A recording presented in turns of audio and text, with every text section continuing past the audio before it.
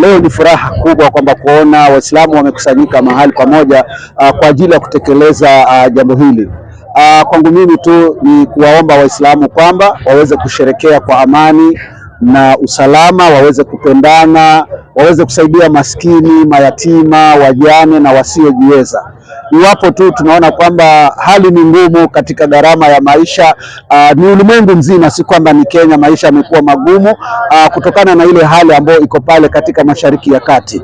Kwa hivyo ndio naona kwamba leo huenda pia watu wengi wasiweze kupata nafasi ya kuchinja, lakini tu wale ambao watakuwa wamepata huo uwezo ni wao waweze kusaidia wale wengine ambao Mwenyezi Mungu hawakuwapatia nafasi kama hiyo, na vile vile pia naeleza kitengo cha usalama kwamba leo kiweze kuzidisha kama vile walivyofanya katika sikukuu ile iliyopita. Tunawashukuru kitengo cha usalama kwa leo hii county, vile vile na Diani ambao ni sehemu kubwa ambao utalii unafanyika hapa. Kwa hivyo mimi nasema tu kwamba Idi hii ni Idi ambayo ni ya kupendana. Kwa hivyo ni Waislamu waweze kuungana katika kupendana, isiwe tu ni Idi ambayo labda watu watafarikiana. Hivyo sivyo alivyofundisha. Hili jambo la kuchinja liwe ni jambo ambalo kwamba liwe ni jambo ambalo kwamba linaleta taswira tofauti katika nchi, katika dunia. Ulimwengu hivi sasa umekuwa na maisha magumu kulingana na vita ambavyo kwamba vimetokea Mashariki ya Kati, na tutarajia vita vile vimemalizika.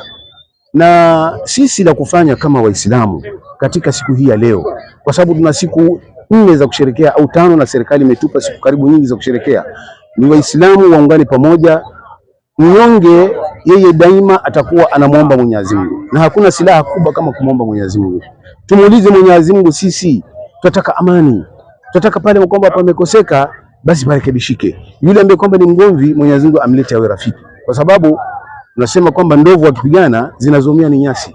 Sisi tumekuwa ni nyasi, wale walikuwa ni ndovu. Angalia wamepigana, mafuta yamepanda kiasi cha kwamba maisha hapa Kenya yamepanda.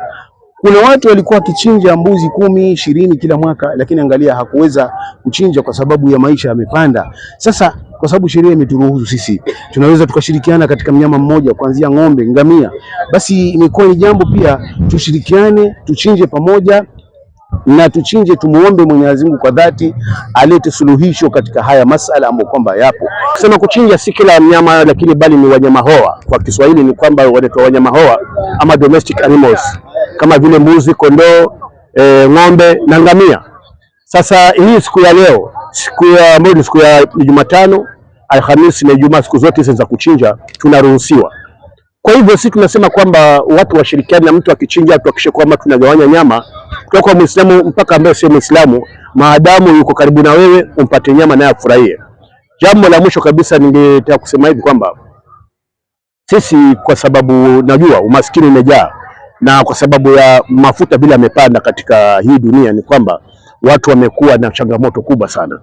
Sasa Mwenyezi Mungu tunamuomba ya Rabbi tuondolee matatizo yao, kwa sababu imekuwa ni kero, na serikali zaangalie masala haya. Watu wasingojee watu wagome ama tuanze demonstration alafu serikali iingie kati, itakuwa si vizuri. Wanaangalia tu kwanza kitu ambacho kimeleta shida, ni kwamba maadamu ni mafuta waweze kukaa chini na kuona kwamba waweza kufanya vipi.